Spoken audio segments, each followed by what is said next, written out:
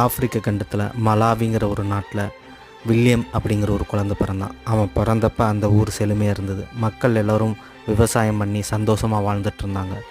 வில்லியமுக்கு ஒரு 15 வயசு இருக்கும்போது அந்த ஊரில் பஞ்சம் ஏற்பட்டுச்சு. இதனால் மக்கள் தண்ணீர் இல்லாமல் விவசாயம் பண்ண முடியாமல் ரொம்ப கஷ்டத்தை அனுபவித்தாங்க. அவங்களுக்கு உதவ வில்லியம் நினச்சான். அதற்காக அவங்க ஊர் லைப்ரரியில் ஒரு புக்கை படித்தப்ப காற்றாலை மூலிமா வாட்டர் பம்பை இயக்கி தண்ணீரை கொண்டு வர முடியும் அப்படிங்கிறத தெரிஞ்சுக்கிட்டான். அதனால் அவனும் ஒரு காற்றாலையை உருவாக்கணும் அப்படின்னு அவங்க அப்பா கிட்ட பேசினான். ஃபஸ்ட்டு அவங்க அப்பா அவனை எதிர்த்தாலும் புரிஞ்சுக்கிட்டு அவனுக்காக உதவி பண்ண ஆரம்பித்தார். இதனால் அவன் கஷ்டப்பட்டு ஒரு காற்றாலையை உருவாக்க ஆரம்பித்தான்.